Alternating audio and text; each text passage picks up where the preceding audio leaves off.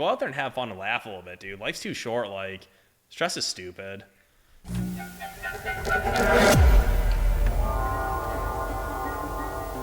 Hey everyone, don't forget to subscribe, like, share.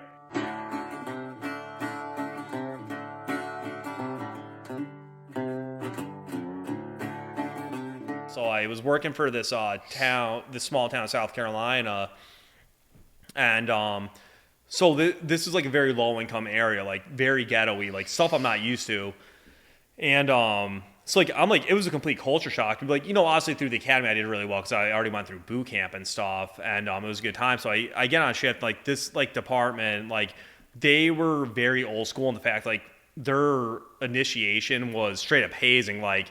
My first shift there, I didn't sleep because they literally like 3 a.m, my first shift, I was underneath the fire truck scrubbing the bottom of it. And the captain just sat there with a cup of coffee and a cigarette. Make sure you get in there, bud. You're missing a spot. I'm like, it was just like so demoralized. I'm like, oh yeah, you're gonna try to run me off? No way, pal. But so I'm on with this department and stuff, and we didn't fight a lot of fires, but we had 16 miles of 95 going right before the Georgia border. So basically, like these people who are traveling to and from Florida, like roughly what would happen was for some reason there was a tree line but not a guardrail. So we would get like a ton of bad accidents. So like every week, like I was like cutting people out of cars, like these like traumatic accidents and stuff. And like it was the department we had like was we were very young and very inexperienced. So like my first like real call was, it was this terrible accident, like where like it was 3 people in a car and it was wrapped around a tree. I'm like I get on scene and like I look around what's going on. I'm looking around like for like a real adult because I'm not one at this point. I'm still not a real adult, but I'm like looking around like who's gonna do this? So like I grab the tools and like I start like getting to work and like my chief shows up and like I'm doing this really tactical cutting. And, like, these other 2 guys I work with are just hanging out in the background, like, scared shitless to do anything.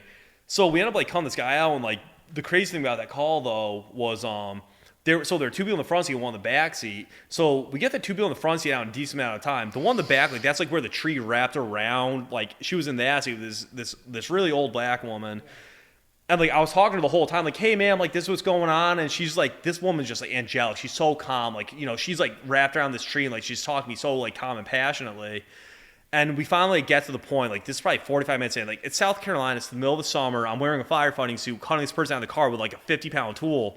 And, like, I'm just absolutely smoked. And we finally get to the point, like, we're about to, like, do, like, one more cut until we can get her onto a stretcher and get her to the hospital. Well, there's this thing called like compartment syndrome, basically, where basically like, people who are medically trained are going to say this is so wrong, but I'm going to explain it to it in my really like 3rd grade terms because that's how I go off of 3rd grade skill levels. But basically, like if your body part is not getting enough circulation, the blood that is in that part of the body will basically become toxic. And then once you release the pressure, that blood starts recirculating and it will stop your heart instantly. So like we're cutting this lady out of this car and I'm like talking like, man, like her legs are effed up, dude. Like there's just marks everywhere, like broken bones everywhere. Like so like I was like, ma'am, I'm gonna have to grab your legs. It's gonna hurt really badly, but once I grab them it's gonna hurt, but we're gonna be able to get you in the ambulance and you're gonna be fine. And she's like in the calmest voice, like, okay, child, like just sweetest oldest woman ever. So we get the pressure off, like I can get her legs. So I get her legs, put them on the backboard, strap her up.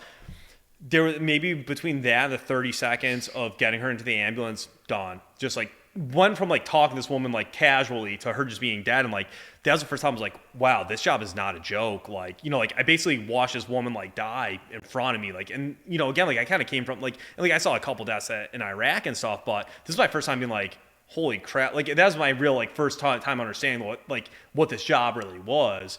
But and like and like that was just such a crazy moment. I was like, what the hell just happened? And like I just I didn't know how to react to it. And we had this this really country guy named Bubba. Of course, his name was Bubba. It's the South. Everyone's named Bubba down there.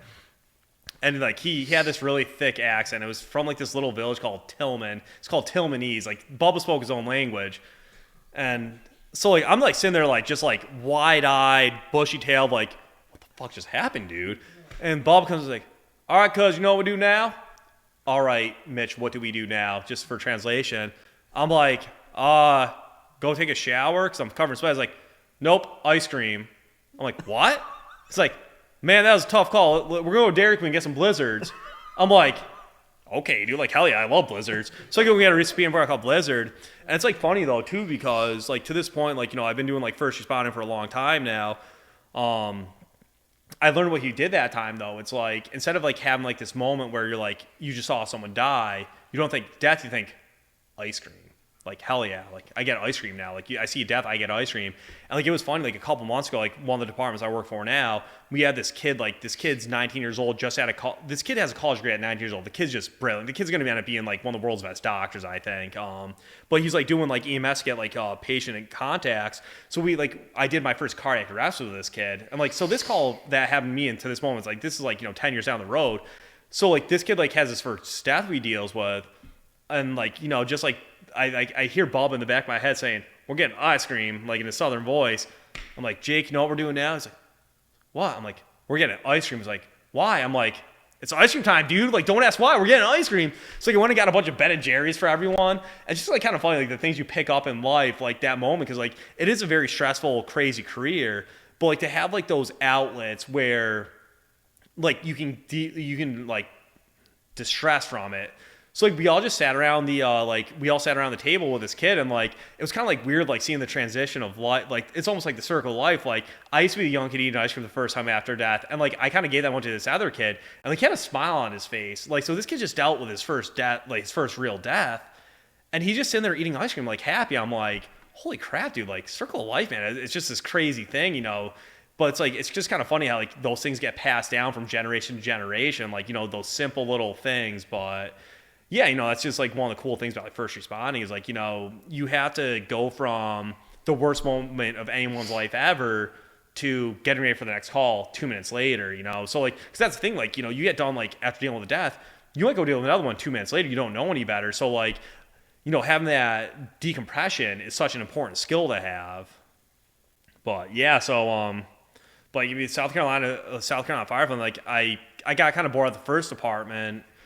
And I moved up to this place in the state capital of South Carolina. And this was a busy department that fought a lot of fires. And like looking back now, this is the best 2 years of my life by far. It was a very young fire department, but we were very aggressive, very motivated. And it was the Wild West, man, like how we fire fought. Like, so we were this little department in between the two biggest departments in the state. And like when there was a fire, all our boundaries like pretty much crossed each other. So first it was a race to get there first, and then who could put out the fire first. Like my group, like we were like, our shift was a young group of guys. Like we were all like, I was like 25 at this point, 26. And like, I was one of the older guys on shift, but like, we just had the best culture, man. Like, like at the firehouse, we worked out, we cleaned, we trained really hard. We'd all have dinner together. We'd play basketball out back. We'd go play football. And like we called our shift our shift was nicknamed Animal House because we were a bunch of college age kids. And like if you came at the firehouse at 9 at night, we're playing Mario Kart and we're getting heated about it. Like, but like, it was just like such a cool culture that we had. And like when we got a fire, it was who could get to the fire first. Like the biggest flex you could do down there was put out a fire in someone else's district. So like when the tones drop, like some people take their time and make sure they get everything on correctly. But also, it's like you hear those tones. If you're not sprinting your thing on in 30 seconds, you're like, it's just not okay. But like it was so cool though, because like that like 2 years we fought a ton of fires, and like we were and like one thing about me is like I've always taken pride and I've always been good at is like I make cultures better, like because I'm so happy-go-lucky, I'm so motivated, like I just love having fun, I love laughing, no matter how bad everything is, like I'm gonna be laughing. And so we were doing that for like I was there for 2 years and stuff, and we're gonna have you back on the show at some point. We have to. I was afraid I was gonna ramble too much about shit. No, but this is good. Let's go into where you're going in the future. Yeah. Because I think the meat and potatoes of this conversation is your firefighting career. Because right now, okay, so you're in South Carolina. That story you just shared. I could just imagine like sitting there and this lady being in shock, but she doesn't realize what's really happening here. And I'm not a medical professional, so I'm not either, dude. But the fact is like you did your job to the best of your ability, and you got that lady out of that car wreck. Yeah. and then unfortunately, she didn't make it. But the coping mechanism with that department at the time, Bubba, Bubba, was, all right, time for ice cream, because your job was to save or to get that person out of that car and get them into the hands of the ambulance people. ambulance. Yeah, I was just a firefighter at this point too. Like, Yeah. I didn't touch an ambulance, realistically. So here you are growing up. You just got back from Iraq. You're experiencing kind of getting out of the Massachusetts area, go down to South Carolina. You're back and forth. There's turbulence. You finally get the call from the South Carolina Fire Department. Hey, just kidding. We want you on the force. So you go down, and here you are. You're perfecting your craft. So now you're back up in Massachusetts. I understand that you get involved with rugby as your passion. Yep. And then from here, you get involved with the EMT. Yeah. Yep. And we're going to fast forward to here. And then you decide to go out west for college. Yeah. Towards Wyoming. I got out of the military officially from the National Guard. And I had, like, the GI Bill, so I was like, I've always wanted to go out west. Like, I have an uncle in Wyoming. He's made it sound like this heavenly place. And, like, growing up, like, there's this movie from the 70s called Jeremiah Johnson about this mountain man who basically said goodbye to society and went, like, lived in the Rockies. Like, there's actually a book called Live Reading Johnson, and, like, it's about this mountain man. And so this movie growing up was my favorite movie to this day, and even like when I was a kid, was Jeremiah Johnson, and like about this real guy in the 1800s. He actually got out of the military, like he was in the Civil War, and he basically just packed all his stuff up on a horse and moved out west and became a mountain man. So like, at that point I was like, like that was always my favorite movie. Like, feels like kind of influential in my life. I was like, I need to go out west. So I had the opportunity to go to school and get paid to go to school. So I'm like, I should just go out west. And it was actually funny. Like, I talked to the Wyoming rugby coach because I was going to try to get a waiver and play Division I college rugby. Like, I've already been playing for like 5 years at this point. And the coach called me and like, he's from England. He's like, you got to come out here, man. Like, you've never been out here. Like, you have to come out here. Like, you have to do it. So it's kind of weird. Like, I was going to come, but then I was like, screw it. I'm going back to South Carolina again. But I didn't even go to the University of Wyoming, but this guy talked me into going out there at least.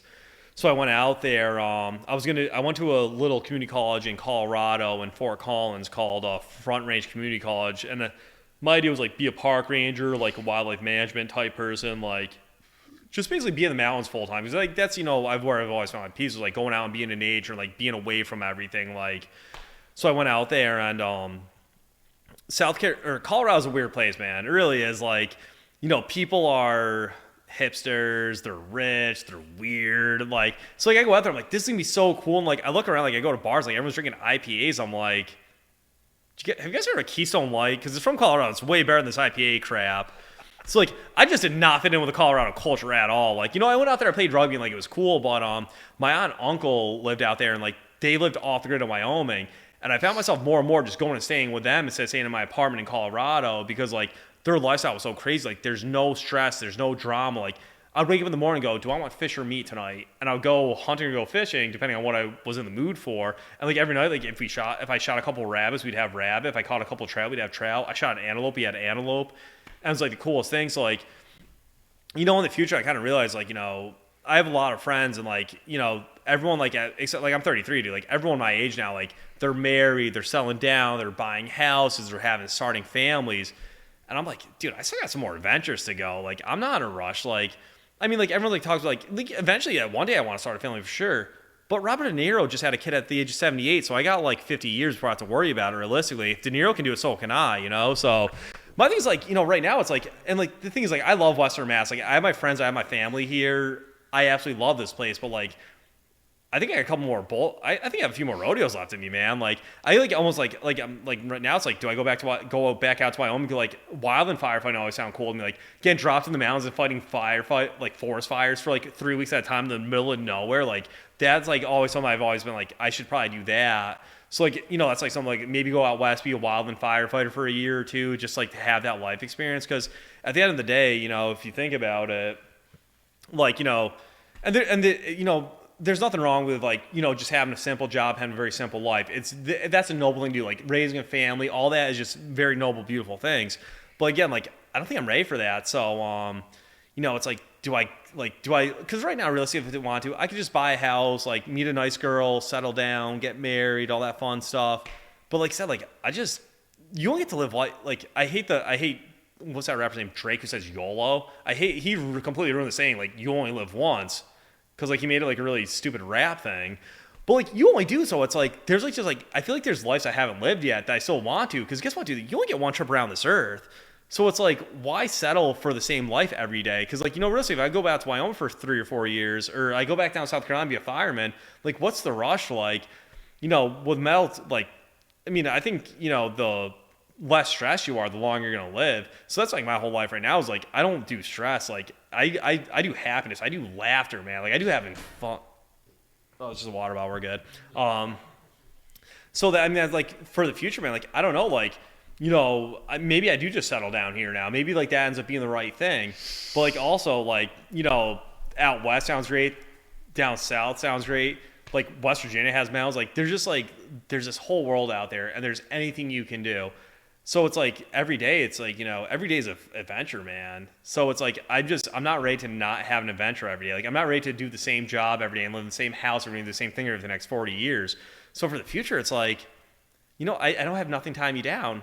And like, I'm ambitious enough, like, because at the end of the day, like, you could drop me in the middle of Iowa. I have a good work ethic. That's all that matters in life. If you work hard, you can have anything you want. So it's like, I could go out to Iowa and be a farmer. I'm not going to do that, but I'm just saying hypothetically, like, if you drop me in a farm in the middle of Iowa, I'll start just picking corn, dude. Like, I don't care. But like, that's like the beautiful thing about this life, dude, is like, I can do whatever I want. And it's like, if you have enough adventure, enough ambition, it really doesn't matter. And like, the whole time, like I said, like everyone at our age is like settling down, getting married, starting families, like doing all that stuff again, which is a beautiful thing. I love that for all my friends. But like, why today? Like, why? Like, just because society said you have to settle down at this age, why wait? Like, we'll do that in a few years. So, I think this was great. This is a great journey in a story.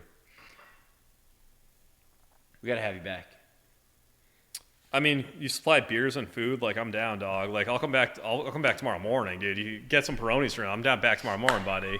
As we wrap up today's episode, anything you want to share with any loved ones out there, family, friends? Thanks for putting up and buckling along for the ride. No, like, that's like the one thing in life, like I've been so blessed with. At the end of the day, because like at the end of the day, it doesn't matter what you're doing or where you're doing it. If you have people around you that you like being around, like right now, like everyone in this room, like we could go be ditch diggers, and we would all have a blast doing it though, because of the people we're surrounded by. So like I feel like those personal connections you make people, and like being able to laugh and find people you like being around, it really doesn't matter what you're doing. So like, and that's the other thing to like look at, like be the person people want to be around, like be the fun guy, be the laughing one, like I mean be nice, like laugh, like life's short, like life is way too short to be miserable and hate your life. So that's my thing is like, go out there and be the reason someone wants to go to work, be the reason someone wants to go play soccer like we do, like just always be that fun loving person. And you're gonna run into some a-holes along the way, but guess what, that happens. Like they can be miserable, but that's not for me, and they never will be. So go out there and have fun and laugh a little bit, dude. Life's too short. Like stress is stupid. My man Mitch, I like it. All right, that was awesome.